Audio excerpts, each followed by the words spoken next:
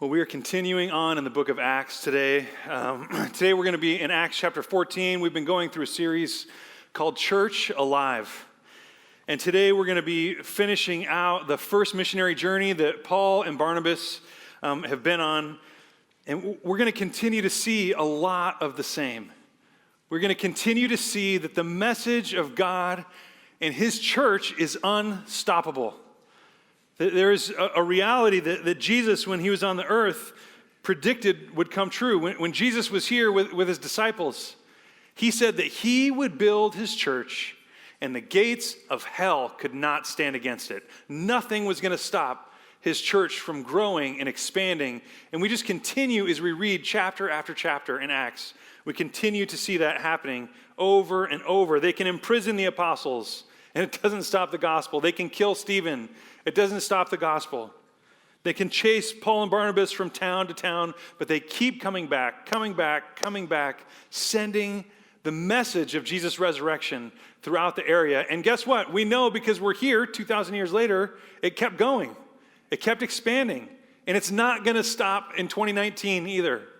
Jesus' message will continue to grow. It'll continue to go out and to be the salvation for humanity. I want to look real quick at our obligatory map. It's required. So you can see we ended last week in Antioch, and then today we're going to be going down to Iconium and then into the area of Laconia. I'm sure I'm saying that perfectly. Laconia is how I say it. Into both of those towns. But essentially today we're going to go to Iconium, we're going to go to the area of Laconia, and then they're going to double back all the way through where they went and end up back at the original Antioch over on this side to tell their story. And so that's where we're headed. You guys ready to go? Okay, good. I'm glad too. I was just telling you that the message of Jesus is unstoppable. What about you? Have you ever felt just completely unstoppable? Anybody? No? Oh, yes, we got one. All right. I think the last time I felt like I will not be stopped under any circumstances, I was 20 years old, and just really recently, right? I can say that. I'm like, it was like half my life ago almost, so, I'm moving in. Anyway, let's move forward. When I was 20 years old, I worked at a hotel. I had a job at a luxury hotel that was a great place to work. I parked cars there, but even though I parked cars, I had a 401k.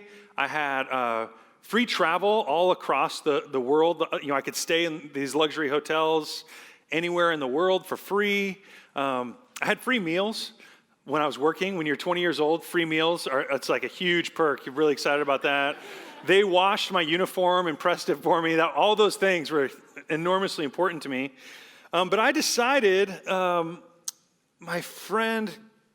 best friend convinced me to leave that job so that the two of us would go join this little marketing company based out of Irvine, because we sat with them and they said, you guys, you communicate well, you're going to be our national sales trainers. Salary, it's going to be amazing. And we were like, wow, all right, they see our potential. This is amazing. And so they said, but we want you to start out in the field so you get a feel for what's happening before you start the training process. So I quit my job and I go to work for this company. The first day I show up, I'm going to go out in the field. So I show up to the office in Irvine. Way too many people pack into a 1980s minivan, and we start driving all the way to Rancho Cucamonga. And we are doing the company they partnered with local businesses to do like local marketing, to try to create some buzz about local businesses. That was their whole goal and mission. So we were partnering with a car wash, and the marketing campaign was this. We're going to send these people out, these salespeople like me and all my buddies in the minivan, with coupons to sell. Right, you heard me. To sell the coupons for $20. It was a good deal. I'm here to tell you it was a good deal if you use that car wash. So I'm walking around Rancho Cucamonga, and I'm trying to sell people like this card for $20 to get discounts on car washes. And my pay was $7 per card. So they would get 13, I would get 7.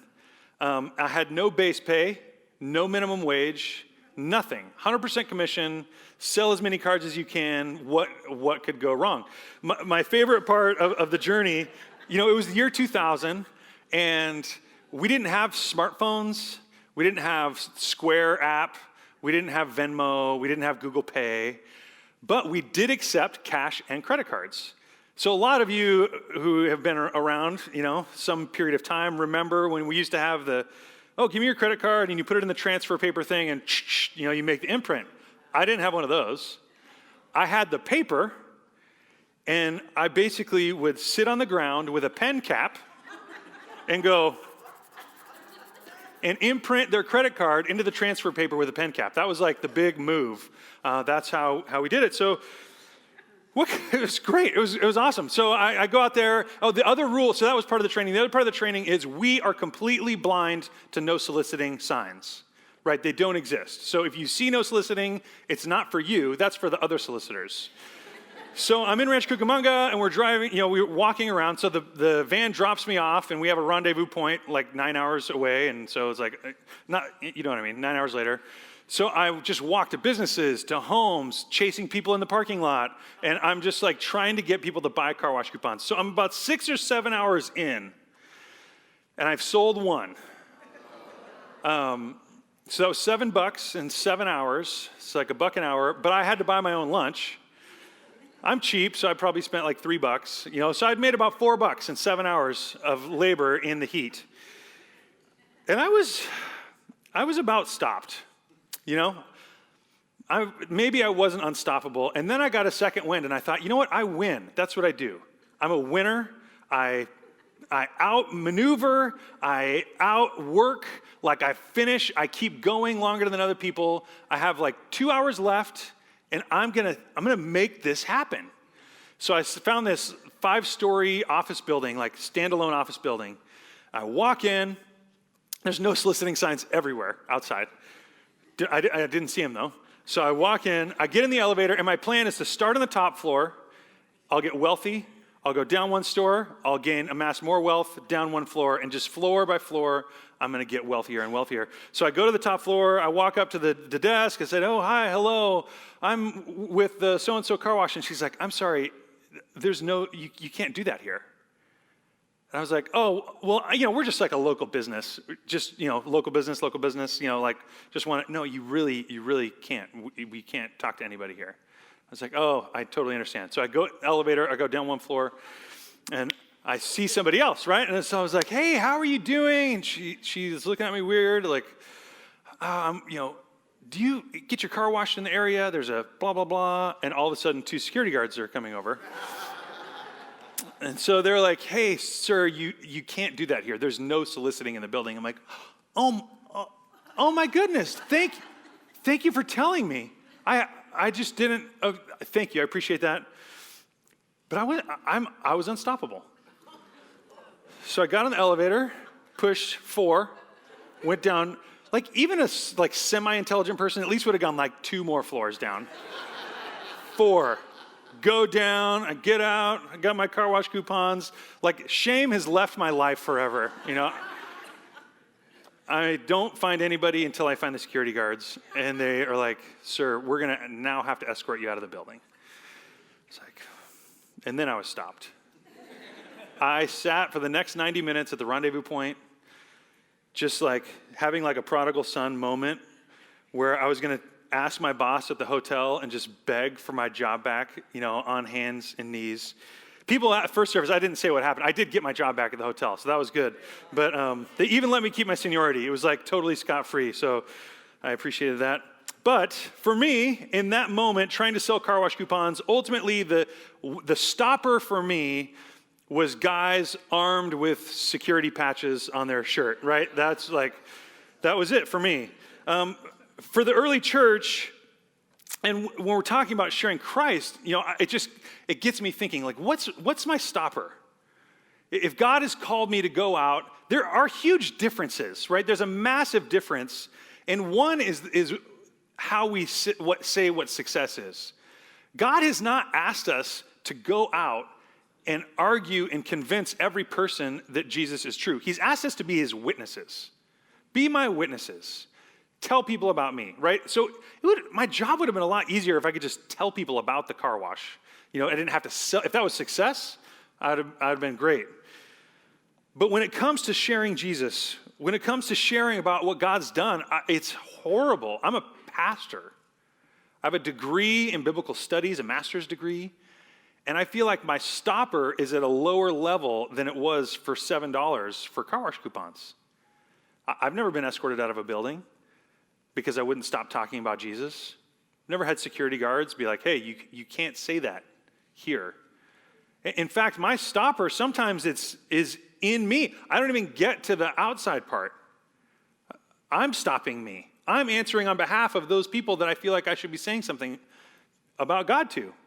And all of a sudden it's like, man, my life in those moments looks nothing like what we see in the early church. Nothing. They would not stop for any reason. So let's jump into it and see what Luke, the author of Acts, what does he want us to see through this trip we have as they're traveling, through Iconium and Laconia. So let's start with the incredible impact in Iconium, verses 1 through 5. We're going to jump in, Acts chapter 14. It says this: the same thing happened in Iconium. Paul and Barnabas went to the Jewish synagogue and preached with such power that a great number of both Jews and Greeks became believers. When it says the same thing happened, we've been reading about their journeys, and in every stop, what you just read is what happened. They would go into a town, they would start at the synagogue. They were Jewish, they would start reaching out to Jewish people at the synagogue and say, guess what? All this stuff happened in our past history leading up to the Messiah coming, and he came, and his name is Jesus, and he died, and he rose again. He's the Messiah, and we can follow him. And some would accept, some would turn him away, and because they weren't in Jerusalem anymore, they're out in the area, there would be non-Jewish people that would hear, and they would share with them, and people would come to Christ, just like this, over and over. We see Jews and Greeks, some come to Christ, and a lot of them reject Paul and Barnabas. And so it happens again. In verse 2, some of the Jews, however, spurned God's message and poisoned the minds of the Gentiles against Paul and Barnabas. But it wasn't a stopper, right? That wasn't the end. The apostles stayed there a long time, preaching boldly about the grace of the Lord. And the Lord proved their message was true by giving them power to do miraculous signs and wonders. Look at the order of operations there. They were obedient. They went, they shared the gospel, and then God used his power and might to support the work of the message through miracles. It's amazing. God provided when his people persisted. If something happened, their name was being poisoned in the community, they continued to share, and then God continued to give them power to do miraculous signs and wonders. Paul and Barnabas were not going to be stopped by angry naysayers. They were unwelcomed by many, but they continued sharing about the grace of the Lord. One thing, I've been working with Pastor Brian for close to 10 years now. I think the most impactful thing he's taught me is he would say this phrase, like, we take small steps of obedience over and over, and we put the pressure on God to do the miraculous, right? It's not our job to come up with all the powerful, crazy stuff. It's our job to say, God, what are you asking me to do today?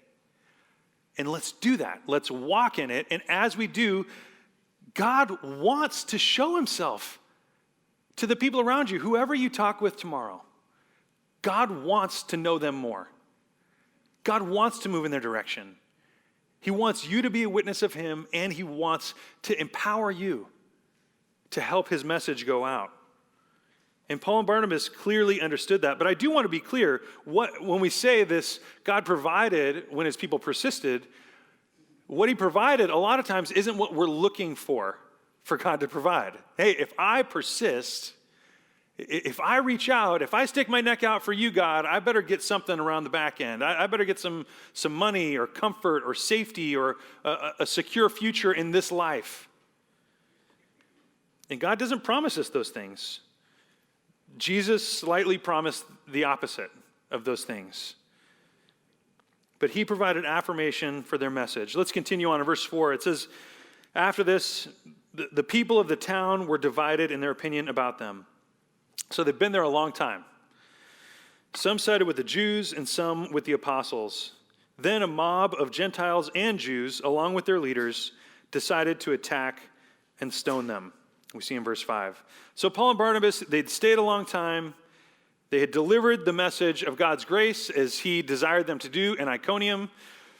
So they decide, it's probably as the mob is gathering, we've done what we came here to do, let's go ahead and move forward.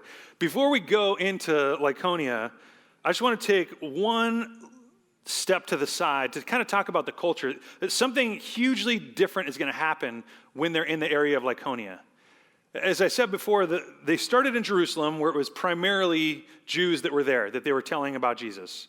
Then they went to Antioch in Syria, where it was like, there were more Gentiles, but there still were a lot of Jews. As they go on this trip, it's more and more Gentiles, more and more Greeks, and less Jewish people. As they move into Lycaonia, in these two cities that they're in, there's no mention now at all of a synagogue. It's just not discussed.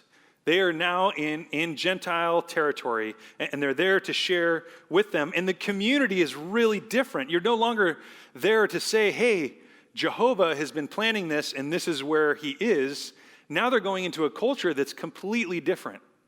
A culture that is really centered around the pantheon of gods. You have the Greek or Roman, whichever names you want to use. They were a huge part of what was happening. And so this is a big transition point in the ministry of Paul and Barnabas. And so I just want to jump into a little slice of culture. If you guys will let me have a moment to have like a nerdy music moment. The oldest known complete song in history was written during this time in this area. So doesn't it seem like we should know about it, right? Okay, and it shows us something about what the culture was thinking at the time. There was a guy named Psycholos, I'm sure I'm saying that perfectly, Psycholos, who his wife died. After his wife died, he wrote an epitaph. He engraved on this piece of marble, a song, both lyrics and melody and rhythms, so it could be recreated even today. It's the oldest one of any music that's been found on the earth. But listen, and here it is. Here's the engraving. That's what it looks like. You can see it. I think it's in like Denmark or something right now. But listen to the lyrics he wrote. It's amazing. It gives us huge insight into what they were experiencing in Greece at the time. He says this after the death of his wife: "As long as you live, shine. Let nothing grieve you beyond measure, for your life is short and time will claim its toll." It's like the original "You Only Live Once" song, right? It just was written 2,000 years ago. The oldest song we have. And so you see in this culture, there was this movement away from, the God of the Bible, especially Jesus, is saying, hey, press on now. It's going to be hard now, but in the future, there's hope. They were living in a culture that said largely, like, get what you can now, because this is what you got. You got this little life, and so do anything you can. I mean, it's very similar to a lot of what we hear in 21st century culture and 20th century culture and probably 19th century culture and 18th century culture, right? This is a common human experience where if there's no hope for me long term, I need to get what I can now. I need to experience the joy and pleasure that is available to me immediately in front of me right now. So they're walking in to this, YOLO anthem area, and they have a message that's really, really different from that. So as Paul and Barnabas walk in, we'll see in verses 6 through 20, ultimately Paul is left lifeless in Laconia. I mean, he's not dead, but his body is lifeless. He's left lifeless in Laconia. In verse 6, it says this: when the apostles learned of the scheme to stone them, they fled to the region of Laconia, to the towns of Lystra and Derbe and the surrounding area, and there they preached the good news. While they were at Lystra, Paul and Barnabas came upon a man with crippled feet. He had been that way from birth, so he had never walked. He was sitting and listening as Paul preached. Looking straight at him, Paul realized he had the faith to be healed. So Paul called to him in a loud voice, "Stand up!" And the man jumped to his feet and started walking. Again, God provided. God provided when his people persisted. There was this mob coming after him from Iconium. They leave, but they're not going to stop doing the things of God.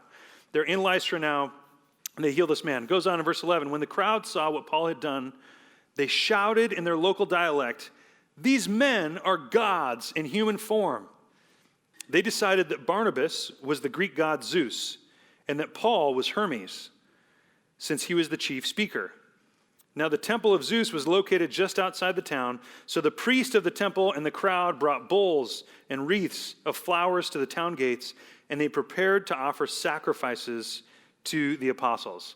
Okay, I mean, you read this situation, and it seems like it's out of left field, right? How would you get these guys who are saying, "Hey, Jesus is the Christ," and they heal somebody, and they're like, "You're Zeus and Hermes." But just this week, reading commentaries of smart guys that study more history than I do, I did learn there is some basis for why they thought it was Zeus and Hermes. In this region, there's a very famous legend of Baucis and Philemon. It was told by the Roman poet Ovid, and he wrote about it in this huge work that came out in 8 AD, right? So like 50 years before, 40 years before, somewhere in there, you had this very famous work written by one of the top 3 Roman poets of all time. And in the story of Baucis and Philemon, it took place exactly in this region. And this part of what is modern-day Turkey, but right in that region. So Zeus and Hermes dressed up like common people. And this is the story. I'm not saying this really happened, right? You guys are tracking with me? I'm just saying this is the legend. Okay. So Zeus and Hermes dress up like common people, and they go to this region, and they start knocking on doors. And everybody turns them away. Nobody will let them in. And finally, they get to this house of this old, poor couple, Baucis and Philemon, and they show them hospitality. They let them in.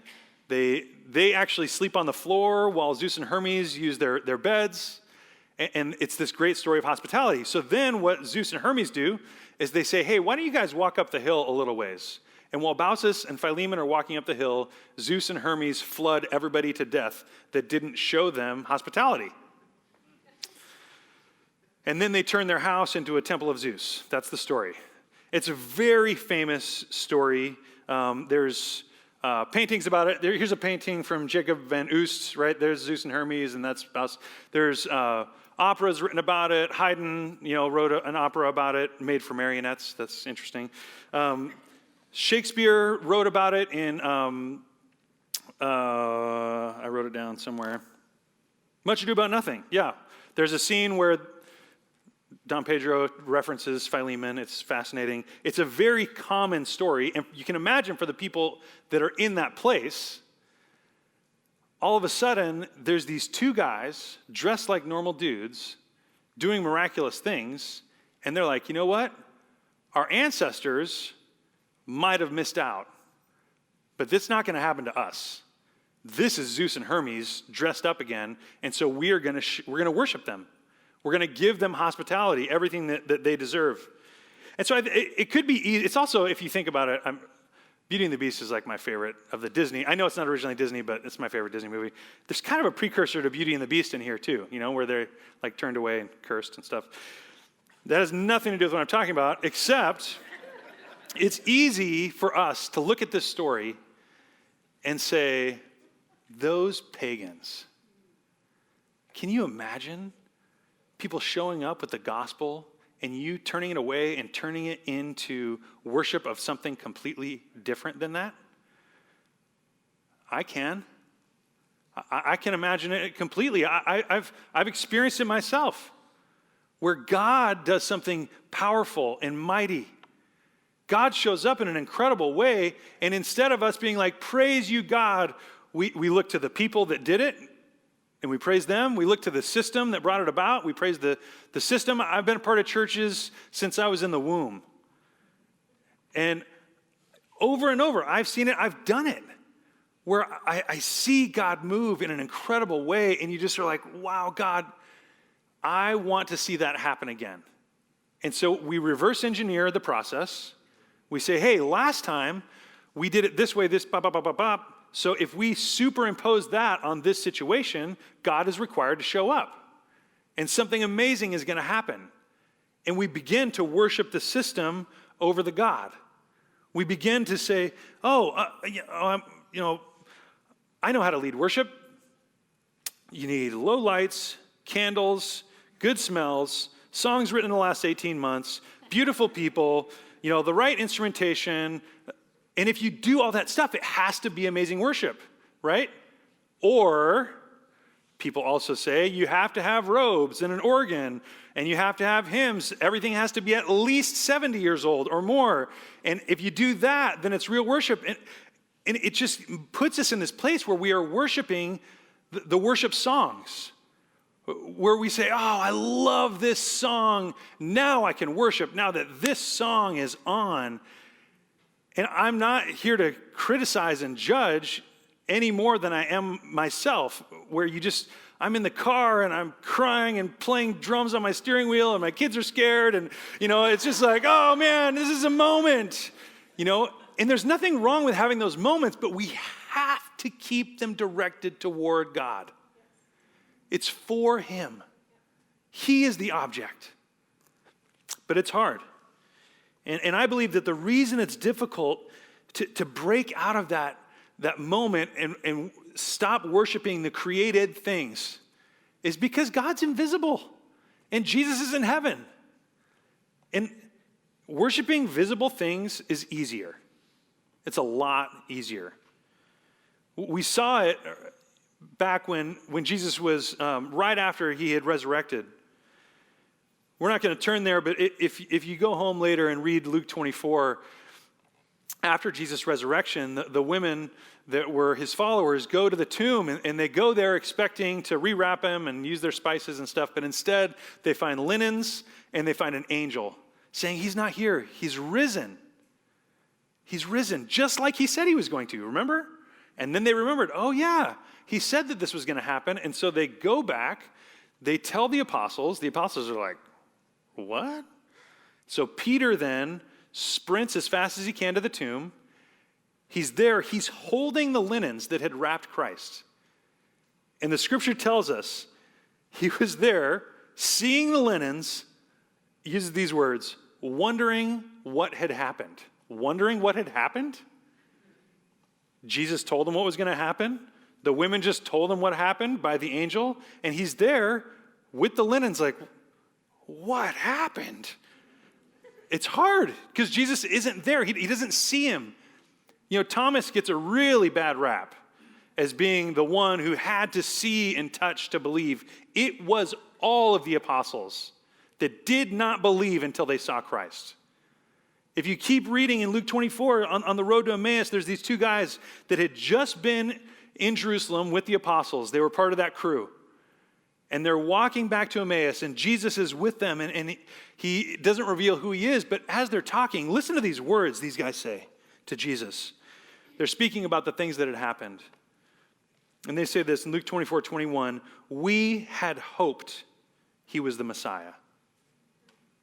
We had hoped. No one thought he was the Messiah anymore until they saw him. It's hard. It's hard to believe what we can't see. That's why when, just a little while later, when Thomas was able to touch Jesus' wounds, that's why Jesus said these words, you believe because you have seen me. Blessed are those who believe without seeing me. That's us, right? We have to believe without sight. So did these people of Lystra. It's a challenge. It's hard. We have to get past all the things that we can see that are tangible.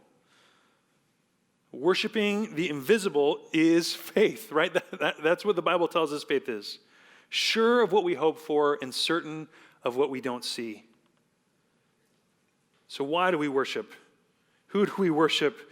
These are questions that as people living now, worshiping and following Christ, we have to constantly be asking. What am I worshiping? When we take crates to the local schools, are we worshiping philanthropy? Are we worshiping our church is really great because we do these things?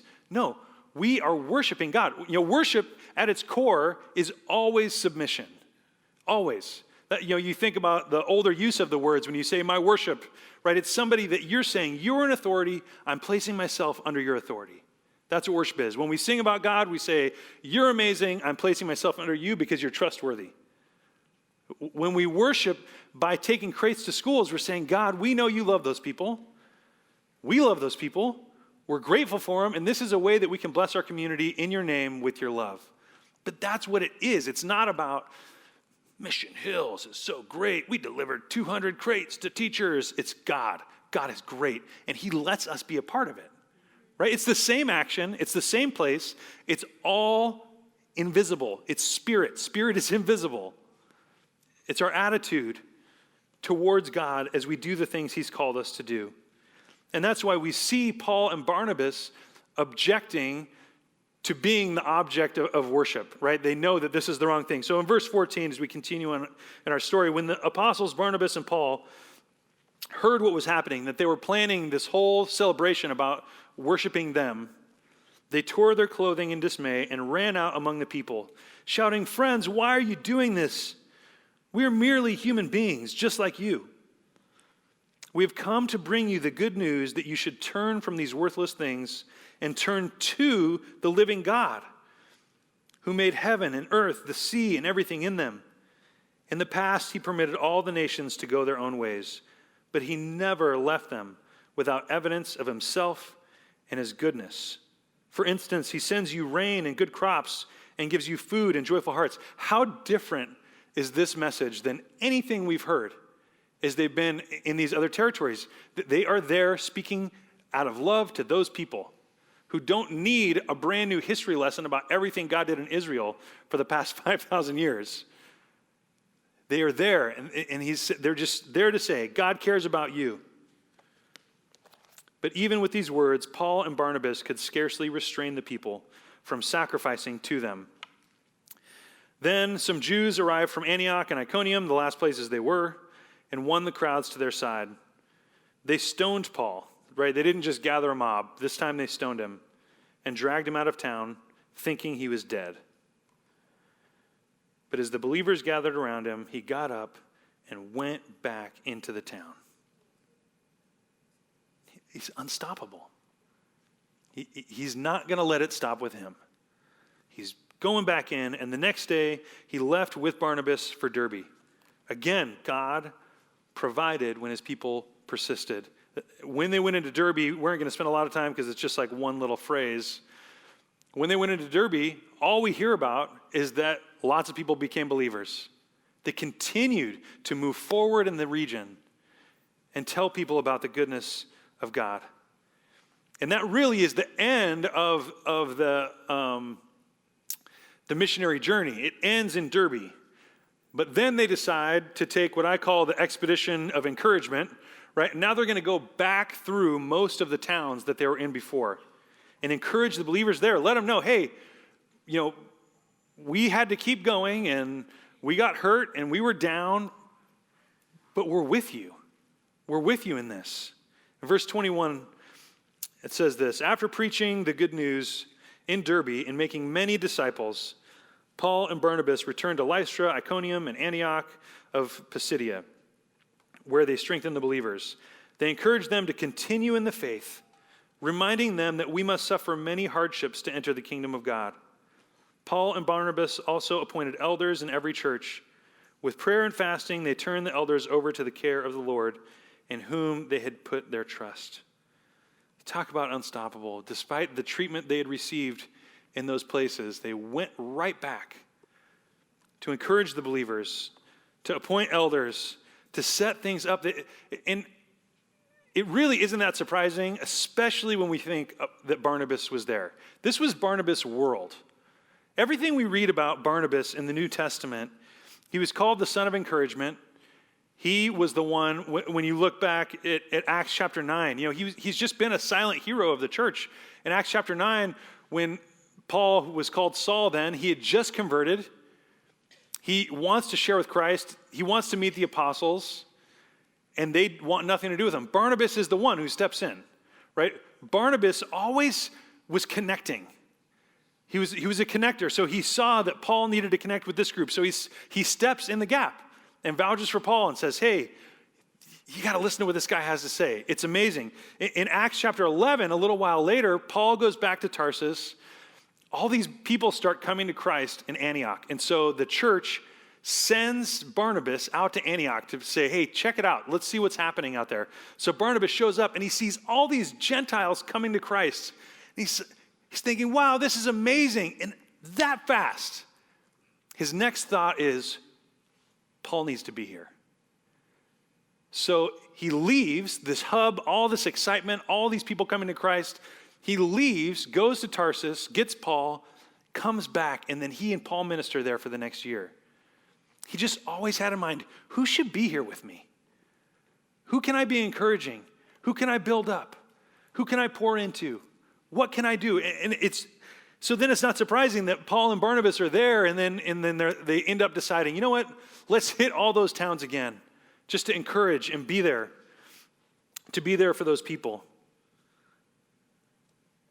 Who is your Paul? If you're Barnabas, as you walk through your life with God, God never really designed us to walk through life on our own, to be carrying out his stuff on our own. Who should be there with you?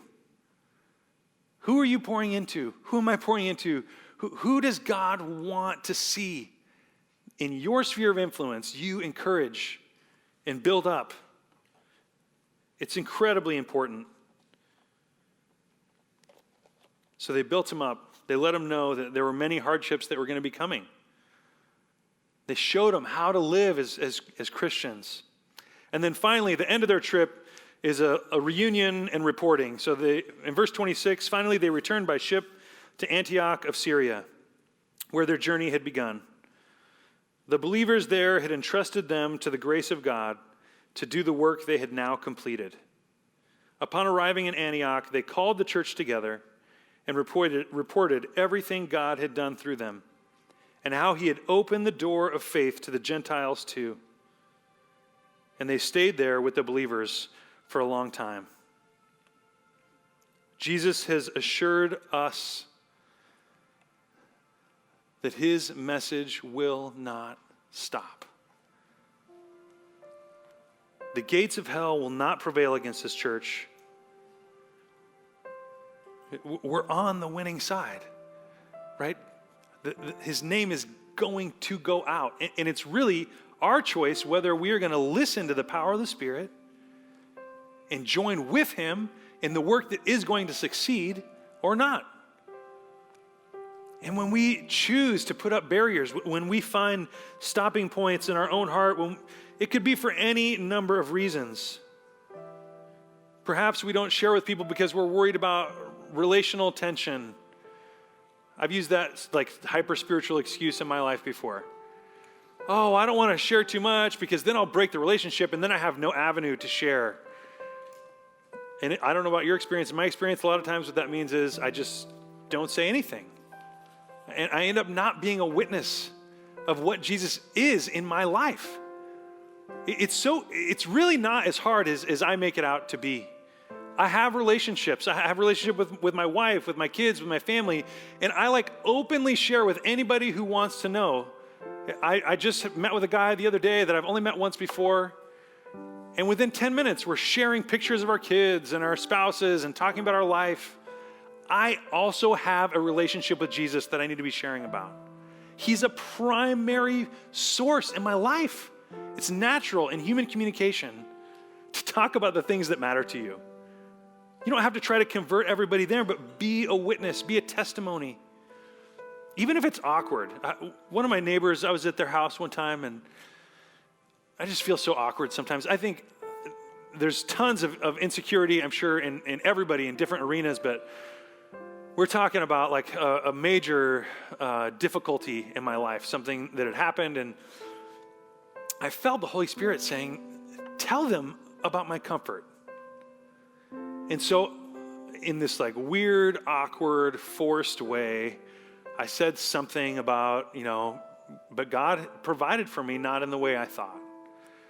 They didn't stop being my friends. And even though it was like completely awkward, can God use that awkward interaction more than if I'd said nothing? I would guess so. Maybe you're stopped because of cultural distraction. You just going on with your day. I'm busy. We got stuff going on. But we can't lose sight of the invisible. We can't become people that are just stuck on what's right in front of us right at the moment.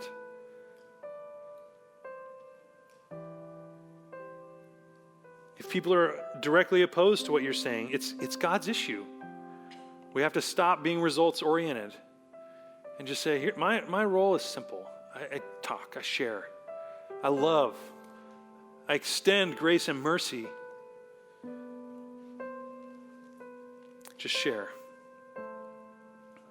If you've stopped, or if you are finding yourself stopping more than you ought to, just know you're not alone. At least there's me in the room, right? Maybe everybody else is killing it. But God wants us to share. It's good news. It's good news. It's the gospel. There's hope. This life is not all that there is. As the worship team comes out, we're going to sing a final song of worship. And as we do, I just encourage you to consider in this moment, we are, as a group here, singing a song of worship, of surrender to the true, immortal, invisible God. He wants to hear from you. But as we sing this song, it's called Build My Life. It's a commitment that you're making. So just be aware. You are saying, God, in this moment, I commit to you to build my life on you because you're trustworthy. You're a firm foundation.